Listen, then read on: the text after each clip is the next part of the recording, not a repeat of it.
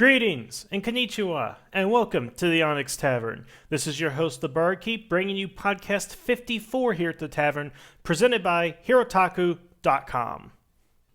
Well, as we all know, next month we're going to go ahead and get the premiere of Power Rangers Super Mega Force. And it's not even next month, it's actually a couple of weeks from this point.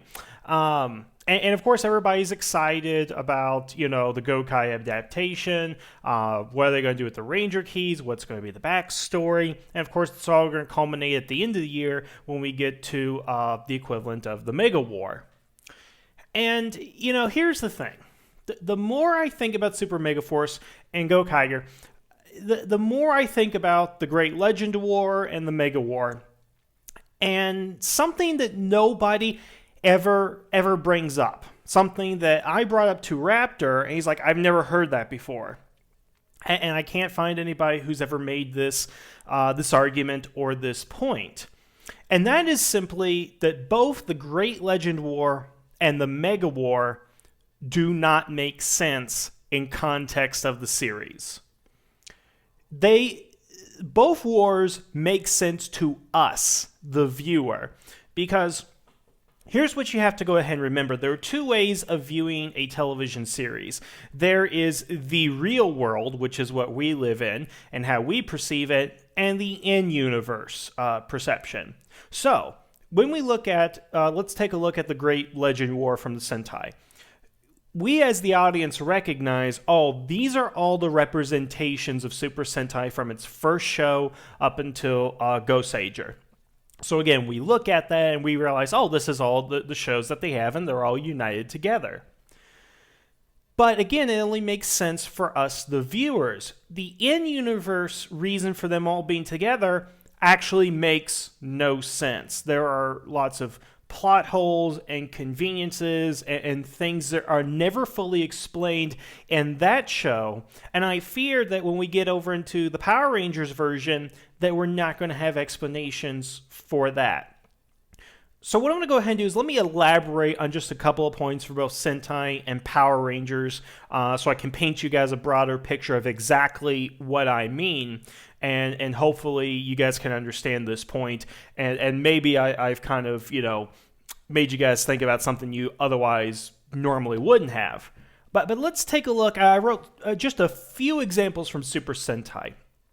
So as we know in Super Sentai, again, all of them show up. But some of them really shouldn't be there. For example, we have the Flashman team. Now, I haven't seen any of Flashman, but from what I have read of that show, the idea is that they were kidnapped from Earth, adopted, and raised on other planets for most of their lives.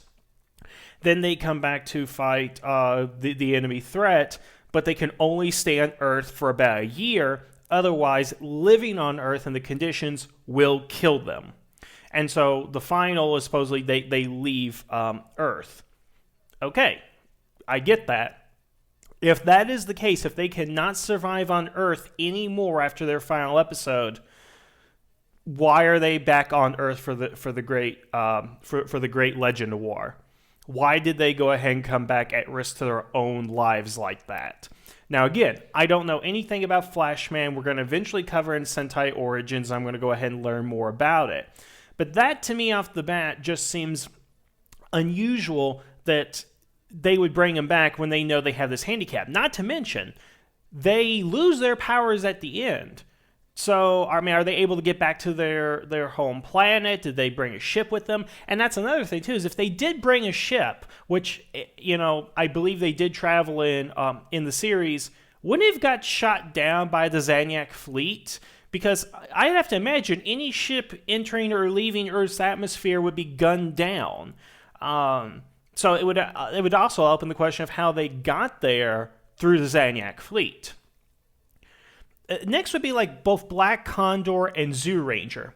Now let's kind of start with Black Condor because in Jetman, as we know, spoiler, he dies in the very last episode on his way to the wedding of Red Hawk and White Swallow. And we know in Gokaiger he actually comes back. He is resurrected or sent down by the goddess because she lost a bet with him or something like that. Well, a couple of things. First of all, in the manga at the end of Jetman, it's revealed that they've replaced him with Green Eagle, an American, I believe his name is Ken, who comes in and assumes the powers, and they repaint the Zord and the outfit to make him look like a completely different color, basically. So where is Green Eagle? I mean, I've always been told that the manga was considered as canon for the show. But if you're going to bring Black Condor in, then that completely eliminates the work of the manga artists, saying that, sorry, even though this has been here for 20 years, we're just going to discount it completely. And then the fact that Black Condor comes back again, because this is something that I also want to point about the Zyuranger, because Zyuranger, in their final episode, they ascended to heaven, and Dragon Ranger, he died, and it's assumed that he went to heaven as well.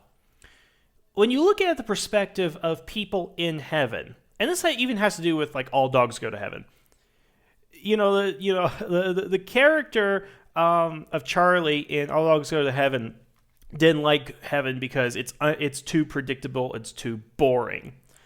And I wonder if that's the same thing they're trying to pull off here with the Zyuranger and Black Condors, that they're so bored they just want to go ahead and go back. Because to me, I don't necessarily see why you would die and want to go back from heaven, where you could die again only to come back, especially if it's a feudal jester. I mean, we can get into a whole bunch of theology, because, again, I've already discussed that God does exist in Super Sentai. Gods and goddesses do exist, so there is obviously some sort of pantheon. There is a bunch of different beings that are going around in the Sentai universe, but I don't get the logic of why you go from heaven back to Earth, and then you go back to heaven again. I don't see this whole... I mean, if they became angels, like literal angels, then I can better accept it and understand that, but that's not necessarily what's happening. Because Black Condor, he comes back not to necessarily be an avenging angel, but in his first appearance, comes back just to fight in this war. And I don't understand why he's coming back just to fight in this war. When, again, they already have his replacement in Green Eagle, if we are to believe that it is canonical, which, again, everything has told me it has, but the Great Legend War indicates that is not the case. Further, let's look at the other end of the spectrum in Hell with Rio and Melee. Now, I will point out, it's not fully been established that these characters are Rio and Melee. They're just wearing their costumes, but they've never had any type of dialogue through Gokaiger or the Great Legend War or the 199 movie.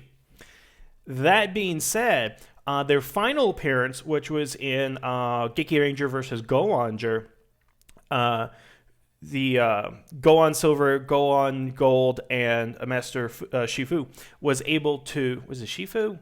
Okay, the master, the Geki Ranger master, was able to resurrect them for basically a day, and then after the battle, they would ascend back into hell forever to wander. They could never be brought again. That's exactly what they says. They could never be resurrected. They can never come back from hell.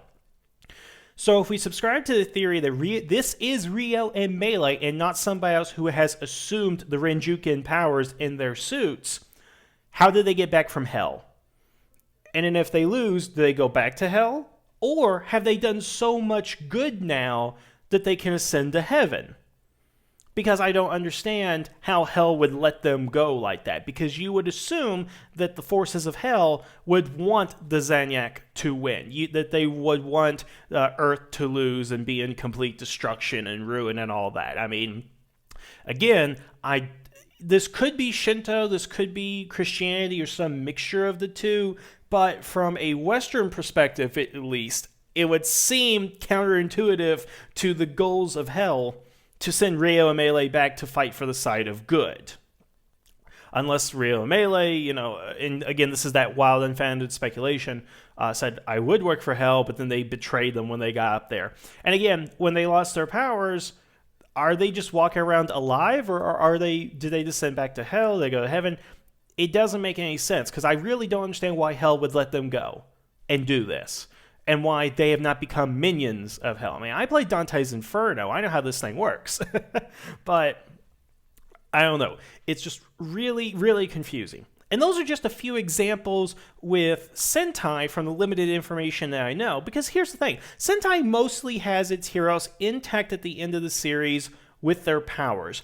Losing their powers is not something that commonly happens in Sentai as much as it does in Power Rangers. Because the catalyst for the Rangers always getting their new powers is because they lost their old ones. That's not always the case in Sentai, again, from what I've seen.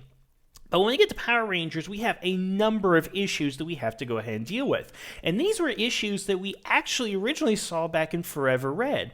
How did Jason get his powers back in Forever Red? How did TJ get his powers back in Forever Red? Why is Leo able to access the sword so often after he's completed his, quote, destiny? Or is his destiny just to be the Red Ranger and be on call or something? Those questions were never fully answered in Forever Red, and we've yet to get any explanation nowadays. Even when Adam came back with the Sentinel Night power, all he says he powered them temporarily. It doesn't make sense because we've seen powers destroyed. We've seen the turbo powers destroyed. We saw the ninja coins destroyed. Technically, the dino powers were destroyed, or at least in Adam's case. In Jason's case, they were damaged and somehow repaired. It was never fully explained there, and what we're going to get here in the Mega War, I guarantee you, is absolutely no explanation why some Ranger teams are there.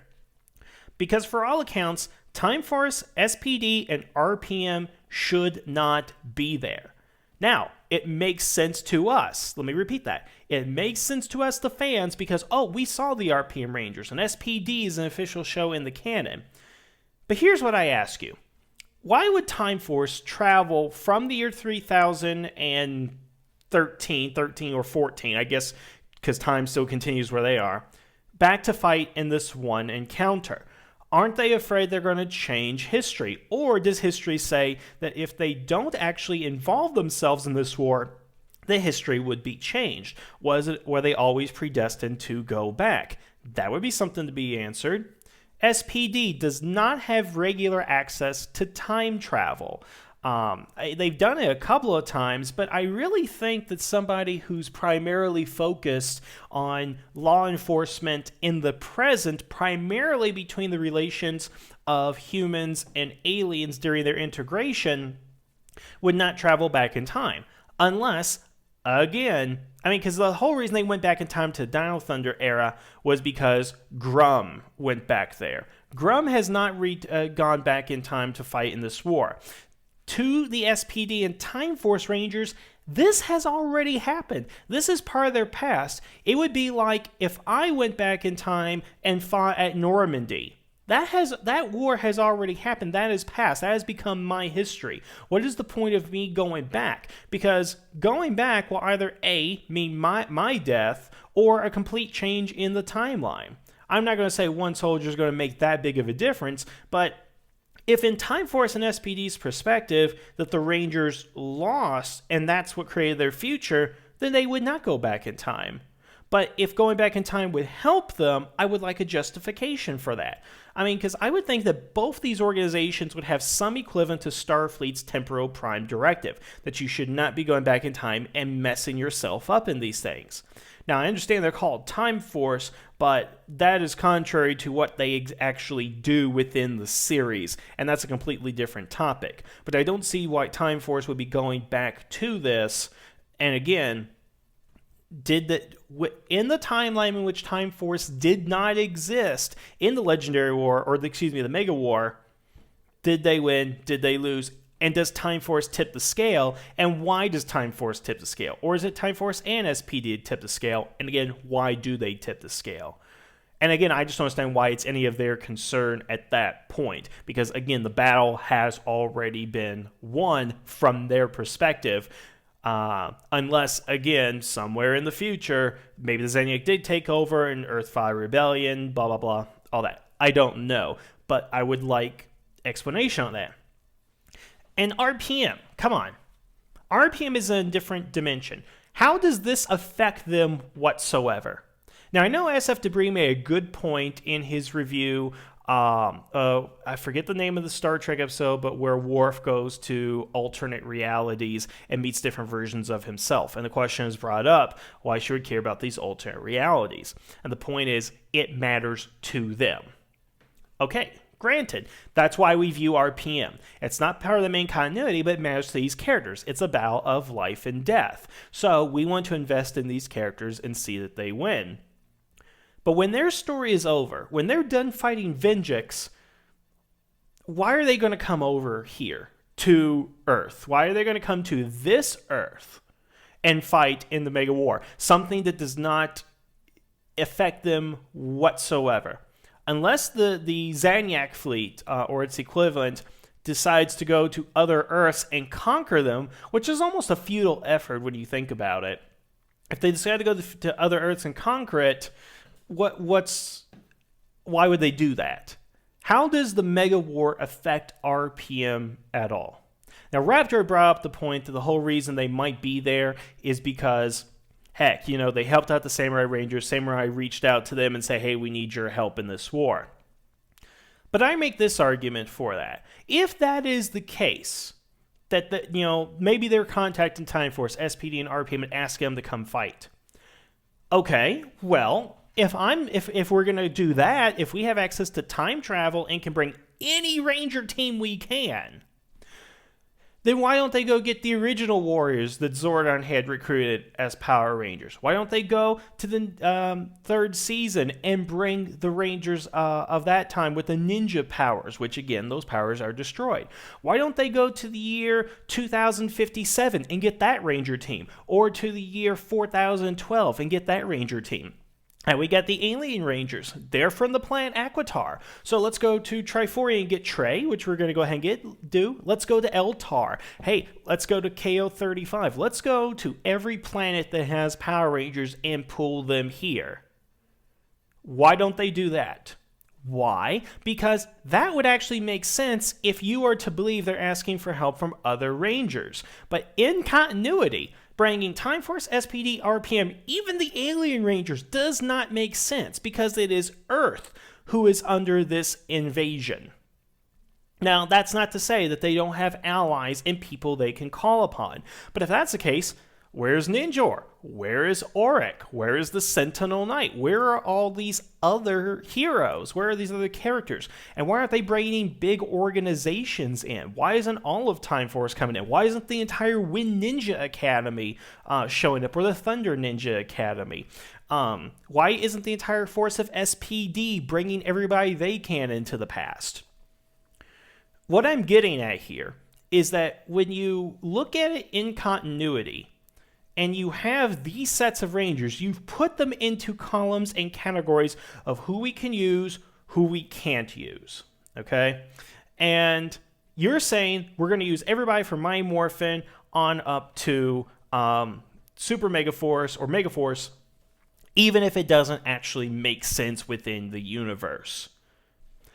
Because again, we the audience understand that, but I would love to be able to see like Casey go up to Trip and say, so you're from the year 3000, right? Do we win this battle? I mean, why did you come back here? Are you to help us out? Do you know how it's going to go ahead and work? And why do we have you guys? Why can't we bring the Power Ranger team from the year 2714? Where are those guys? Shouldn't they be able to go ahead and help us? Let's bring every Ranger team that we can out here. Again, that makes too much sense, I guess, or makes no sense. So ultimately, what I'm trying to explain to you guys here is that the Mega War, and by extent the Great Legend War, only makes sense to us, the viewer, because that's what we recognize. We expect them to be there. It's like saying in Star Trek, the 5 greatest captains are Kirk, Picard, Sisko, Janeway, and Archer. Why? Because that's who we view. That's who the shows are based off on. There's probably Captain Tanaka out there from the future, from somewhere in the 23rd century, who had great exploits. But we, as the fans, will never know his accomplishments. Why? Because we don't focus our series on that. I'm sure there are hundreds of other Ranger teams from the past that had great exploits that would be available to come to this war if time travel was available to them, which it seems that it is. But where are they? What are they doing? Again, I don't know how many times I have to explain that it just doesn't make sense. And I don't understand why nobody's talking about this. Everybody seems to be happy that they're all joined together, but nobody thinks that why they are together. Should they be together? And the answer is no. This should not be happening. At least in Forever Red, you had the idea that there was this interconnectivity and they were just getting the Red Rangers. And even with the gaps in logic, it made sense that these 10 Red Rangers would go ahead and get together. But it does not make sense why the Rangers in Mega War are going to get together, because there's so many contrivances. And if this is indeed, say for the last episode, I really hope there's build-up. I really hope there's an explanation going on. Like they spend an episode, or at least a subplot episode, contacting Time Force and say, hey, something's about to happen. We need you guys to come here. And of course, what we would love is to see on the Time Force side say, should we go, shouldn't we, and debate those moral and ethical issues. But I don't think we're going to go ahead and get that. So it's a fun visual, I will admit. I enjoy watching it. But the more I think about it, and both Sentai and Power Rangers are guilty of this, the more I think about them, the less it makes sense and the more it bothers me. And I really wish that we can get an explanation on this, that we can get something that's concrete. Because, again, if they make an explanation and it makes sense, oh, wow, come on, let's go ahead and do it. But if they don't attempt one or get a half-assed one, I'm going to be sorely disappointed in this. So yeah, those are my thoughts, guys. I'm sure I could probably go on and on, but again, I think I've made my point clear. If I have not made my point clear, please let me know. Leave something in the comments. I will go ahead and respond to it. I'd like to know what you guys really think about this. But yeah, let me know.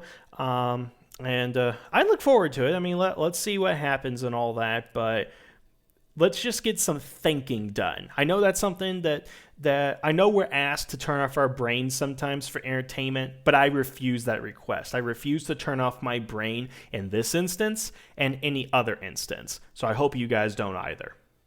But I want to thank you guys for listening. Have a good day, and the tavern is now closed.